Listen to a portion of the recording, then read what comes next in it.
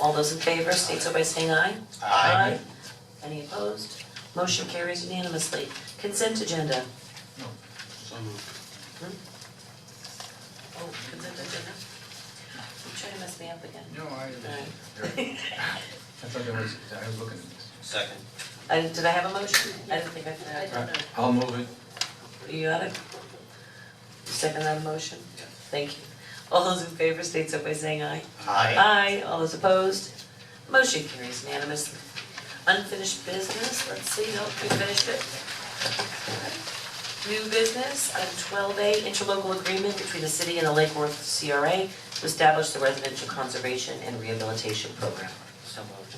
Second? Second? Anyone have any presentation? Too long. The motion was made, excuse me, I'm sorry, the The motion motion was made by and the Commissioner second. Alonso. I'm sorry. I'll try to repeat that for you, Deb. I'm sorry, I apologize, I should have. I got so used to nodding to him, so I gotta start over. Jack Borsch is the big kahuna at the electric utility plant. Jack Force, like utility director. Kahuna. Give you a little bit of kahuna. Give you a little bit of background about this. In the last, particularly last fall, it was so hot, we had a number of citizens in Lake Worth, customers of electric utility and the water utility, who could not afford their water and electric bills. On a number of occasions, I went to Joe at the CRA and said, what can you do to help? And we worked through scenarios to get them funding so that they stay hooked up to the system. Since then, Joan and I, and Joan, you want to talk about all the partners, what we have involved? Yeah, we have Adoptive Family and Matt Constantine is actually here. And we also have community partners on board as well.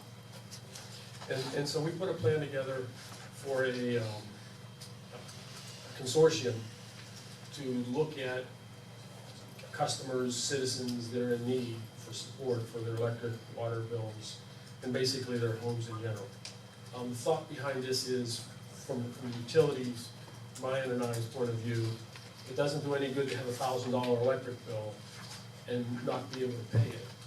So if we can find a way to reduce your cost as a customer, then not only can you sustain your bill going forward, but quite honestly, from the utility point of view, we get paid. Okay, so it's a win-win for both of us. From the other side of that fence, there are a lot of customers here, and they're typically the elderly and low income or fixed income. They're having a real hard time upgrading their house and keeping up with the heat in the city and in the state. And so there's a couple things we're looking at. We have right now a conservation program where I have one of my conservation employees go out and do an audit of your home.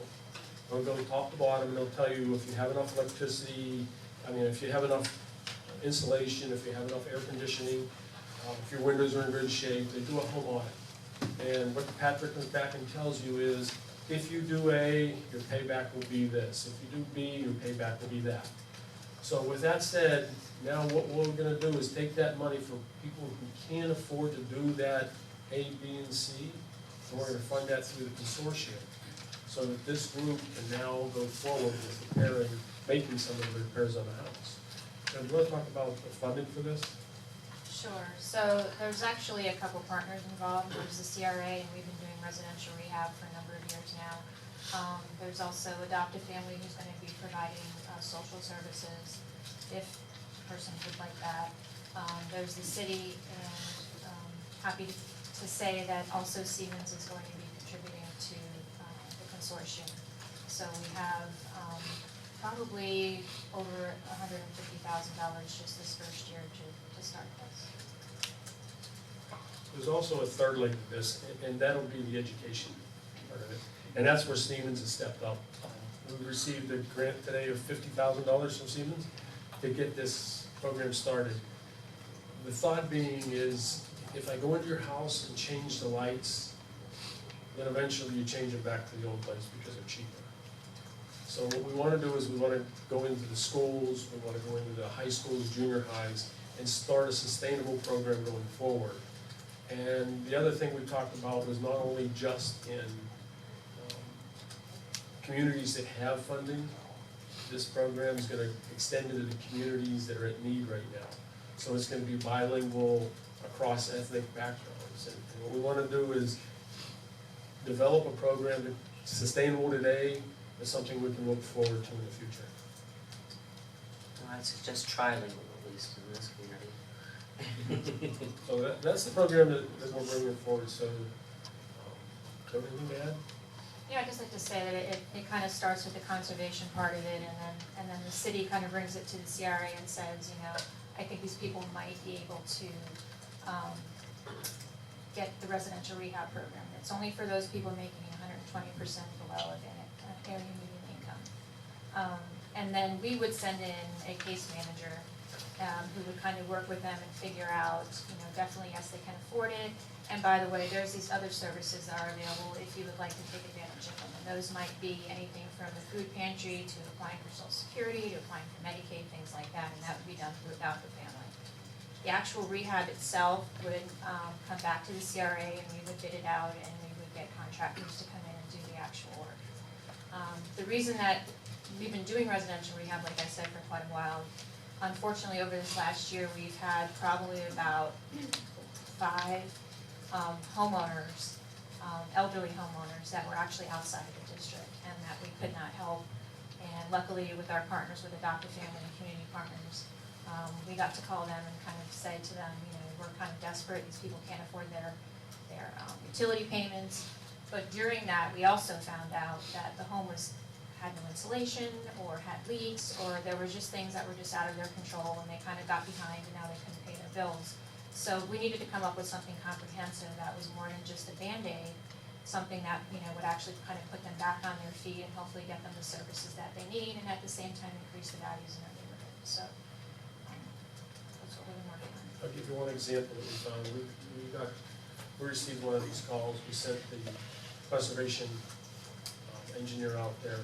He found a dual element hot water heater. Bottom element was burned out, top element was on 24/7, and it had a water leak go through the water heater. So this thing's electric bill was well over $600, and our water bill was well over $1,000. It was an easy fix. She didn't have the money, but for us, it was fairly inexpensive to make that conversion over and solve it. Yes, Mayor? Thank you.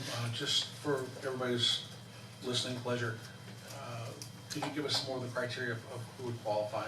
You mentioned the income levels, but be more specific as to whether it's a renter or a homeowner and whatever other criteria you might have. You have to be a homeowner within the city of Lake Worth. Okay. And is there any criteria for these folks to repay for the funds that are expended on their behalf? It is a 10-year loan that we are giving, but it is forgivable. So if they stay there for more than 10 years, then they would not have to pay it back. If any time during that 10 years they sell it, then we would get our money back. But it actually lessens after year 5, so in year 6, the total amount is reduced by 20%, and it reduces itself all the way to 0 by year 11. And why did you come up with that formula? Why not just keep it on the books until year 10, the debt until year 10, the obligation? Well, the reality is that a lot of things that you're doing to the home really after 10 years aren't going to stay around. And we know that the people who are usually applying for this really can't afford to pay it back. So the thought was to really try to get this going and started and see kind of where we go from here. Okay, thank you. Commissioner Meyer? Thank you. I have a few questions, but I will try to be succinct. Mr. Borsch brought this idea to my office several months ago, and I'm still concerned that nothing has changed since that conversation. So we talked about the requirements. You are a Lake Worth homeowner is essentially the answer. My first question, why adopt a family? Why is that the first step in this process? Well, it's not the first step. The conservation utility program would be the first step. Only after that, and if they called us and said, we think this person doesn't earn a lot of money, perhaps you want to check out their requirements, then we would actually contact them and see how much that they make per year. Only then would we call and contact adoptive family. Sure, so that's the application process, but the first step of the process, which I'm reading from the Memorandum of Understanding, is that Adopt a Family of the Palm Beaches Incorporated provide a case manager for the Residential Conservation and Rehabilitation Program. This CCA case manager will complete an intake and assess potential program candidates at a maximum of 5 per month. Once you're already a candidate. So before you get to be a candidate, you have to go through the electric utilities and you would have to go through the CRA staff. Sure. Once we explain everything to you and then you agree to be a candidate, then you would move forward. And then what happens once your home is inspected? Once your home is inspected by the person who is doing the review. So first it goes to a case manager, then a thorough needs assessment is conducted with the applicant, then referrals, this is the process that I'm reading here from the information you provided. So an inspection happens, what's next? So the inspection happens, and then we send Adopt a Family out to do the economic evaluation. So you guys inspect first, We will inspect first. right? Okay, that- And what do you search for in that inspection? We'll do it tops to bottom, insulation, if it's adequate, windows. I'm reading in here that you're looking to see that the home is up to current building codes. It's a line item in here, I can find it for you. That does not Yes, happen until the conservation audit has been done. We have I established. understand that, We have let's move into the process, because Okay. here's my major concern with the program. So you're in the house, you're doing an inspection of the person's home. Adopt a Family is the next level of that. I wanna know what you're searching for in there, and then what do you base your needs assessment off of? And then what does that client go through, that resident, what is their experience? So you say, we found these deficiencies, they add up to $20,000, which I believe is your cap in here. So let's say they came just under, and we can do this. We're offering you the opportunity to apply for this loan. Now what? Do they have to take it? No, they don't. Then what? Very important. Now you've inspected their home and found all of these problems, $20,000 worth of problems. This is a low-income person right off the bat, because that's who this program is established for. They're probably a better candidate for the program if they have children. So these are families possibly with children. You have inspected their home for deficiencies. They're given the option not to take the loan, but what if they don't? Then are they subject to a major $20,000 code case? No. So we Commissioner, just I let have it that go? opportunity right now, if the mayor calls me and says she wants a home audit done, I have someone who will come out and do that home audit. That's not the same thing. This If is this person someone that's calls me- applying for Right. free money essentially, or assistance. And in that process, they are being walked through first a home inspection from the city where you are searching for deficiencies. Then their home is going to be inspected by Adopt a Family. So that's my question. I've been asking Their home is what's- not inspected by adoptive family. The only reason adoptive family is there is to say to them, hey, we have these programs that are available, that might help you. If you would like to take part in these programs, you will, and if not, then you certainly don't have to. Once they talk to us, then we can explain to them what we'll be looking for before we do the home inspection. And it's up to them whether they want to go forward with it or not. But you're saying that if they choose not to take the loan after the No, inspection before happens, we even talk to them about the loan, they have to Sure. agree that we're gonna have a home inspector go through their home. do they fully understand all of the So let me- implications? And I'm still trying to I get know to where what you're that going. actually Let me means. clarify this, this is a energy audit, not a code audit. I'm not going in there to look and But make sure that I we're see your compliant. criteria here. You're not looking for energy deficiencies. You're looking for deficiencies in existing code. And is the structure up to existing code? I think that goes around asbestos and things that are hazardous. If we're gonna send a contractor in to do insulation repairs, we find 2 inches of insulation in her attic, it now has to be treated as a hazardous material. Now, it becomes a hazardous material when it's disturbed. So if it's sitting in your attic right now, and it's sufficiently encapsulated, it's fine. So the problem is when the contractor goes in and starts disturbing that encapsulation, now it becomes a hazardous material. Now I have a code problem, because now I have to deal with OSHA codes, not just city codes. And I think that's where we're having a little problem here, Commissioner, is we have to go in and do certain code things by OSHA requirements and federal requirements. Sure.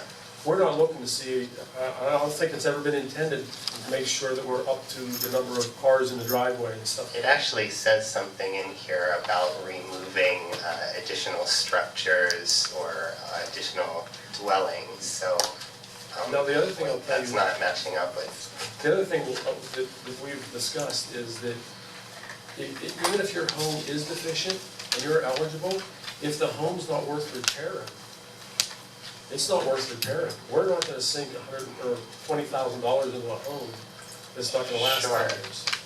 This is the question that I don't seem to be getting to the answer to. What happens then? You assess this home, it has so many problems that it's not worth you spending your $20,000 cap to fix it. Now what? They don't The pass the city, program.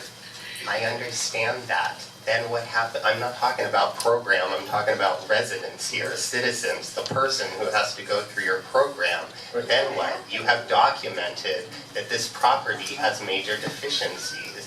They let you in the door thinking that they were going to get help with their energy bill, and now they're going to be evicted from their home, is what I'm trying to get to, potentially.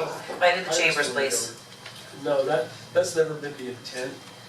But it's not clear in here, whether it's the intent or not, this is too vague and open. I can ask these questions and have them not answered with the information that's provided here, that's the problem.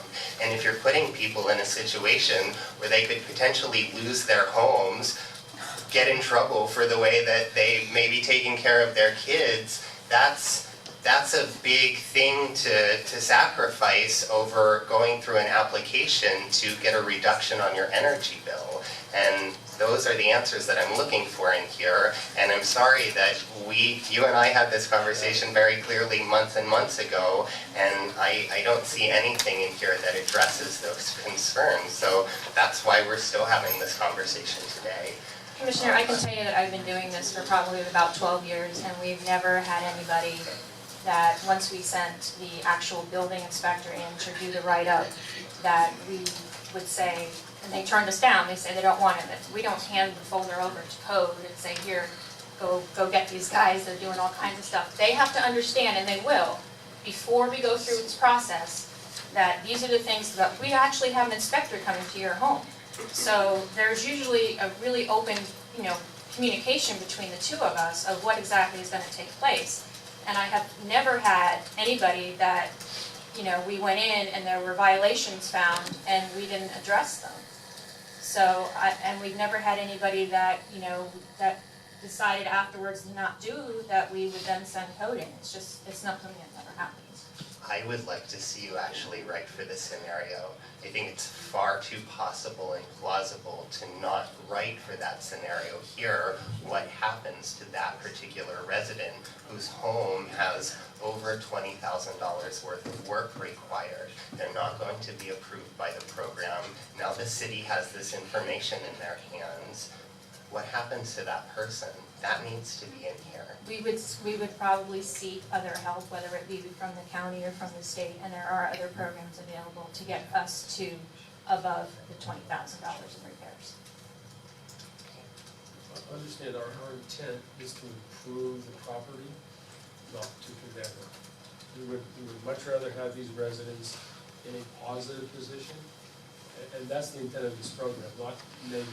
We're trying to get the improvement economically, and we're trying to get the value of the home moved up. So this is trying to improve the quality of life in the value of the city of Lakewood, not condemn something, pass it on.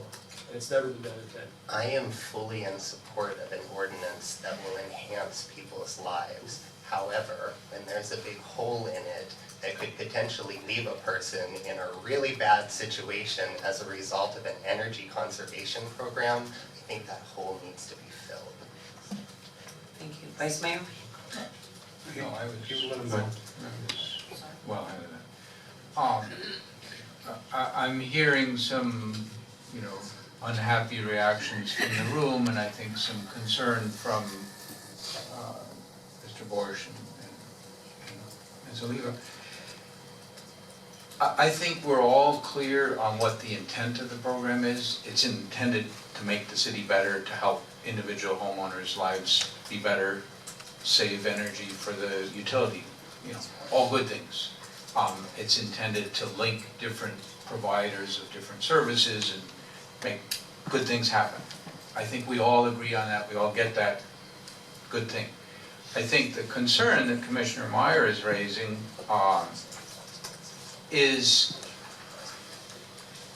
comes from the concept in the US that we've decided that property rights are sacrosanct. It's a big deal. I can do what I want to do on my property, and I don't have to let anybody come onto it to see what I'm doing. And, there's all sorts of views about whether that's a good thing or a bad thing. There's, sometimes it lets people do stuff that's not so good. And that's where code gets to be difficult and so on.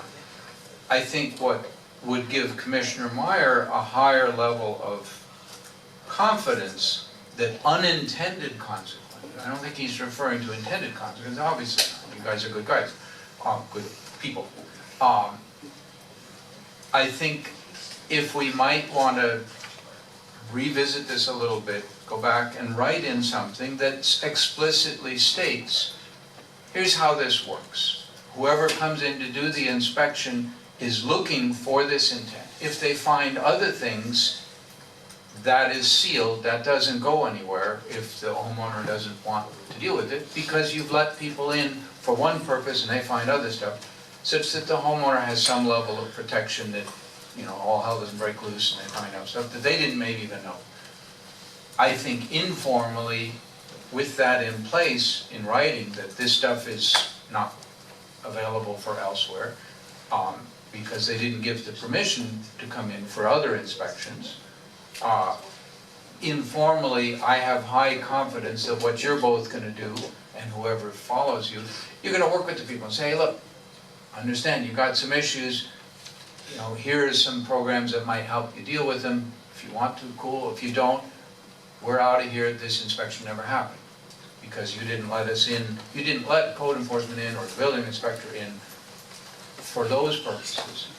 And I think that's a reasonable thing to maybe sit with Glenn, maybe do whatever. It's kind of a pain that you got to go through those steps, but I think it's one of those unintended things that you might not have thought about because the intention is very good. And I completely understand what you're saying. I don't know that as a CRA or as a city, that if we found things where we're not in compliance, that we could ignore it. I'm gonna be honest. Thank you for saying that. Mayor, I guess the example is, if as a citizen or an inspector, if anybody, if you walk into a house and you saw a child being abused, you have to report that. Absolutely. And if you walked in and saw cocaine on the table, you'd have to report that. Now, whether that would give the police probable cause to go to a judge and get a search warrant to go in, that's a whole different story. But the point is well taken. So if they go in and see electrical wires dangling there over a pot of water, I would hope that, as Joan says, you gotta report it. Realistically, though, as she said, in 12 years, that's never happened. But if there is that kind of life safety issue, you would hope that whoever that human being is, whether they're an employee of the city or just Joe off the street, that they would try and protect that family from a dangerous situation. And that has happened. We have gone in and said that, that's a danger to you, and they want us to fix their porch or something like that, and we'll say, well, we really have to address that first, because that's a life safety issue. That has happened. Vice Mayor? Thank you. I think the linchpin here is that there's a choice that the homeowner makes. Okay, if they find themselves in that situation and a program like this is available to them, they know before anybody comes into their homes what the process is. I don't want to use the word rules because that sounds kind of negative, but they understand what the process is. And at the end of the day, you know, we have an obligation, each of us has an obligation, if we see something that isn't right, that is, you know, a life safety issue, it's our responsibility to do what we can to protect that individual or mitigate the situation. So, you know, folks are gonna have to make a choice. And if they say, yes, I want this assistance, I want adoptive family to come in and see what they can do possibly to work together and help, they know what the condition of their home is. They know whether they've got wiring hanging over a boiling pot of water. You know, they know if they've got, you know, broken plumbing. They know all these things. Okay, so for them to cry foul, potentially, after you come in and conducted an inspection, I don't think is really gonna happen. So I think it's really about choices, and I think the ordinance as it's written, the program as it's written, is just fine, and we don't need to tinker with it. So I am in support of this, and I call the vote. Okay, vote's been called. Do we have a motion? Who made the motion? I did. In a second? Do you have any public comment cards? We do not have any. Okay, seeing there are none, all those in favor state so by saying aye. Aye. Aye. All those opposed? Nay. All right. Motion carries 4-1.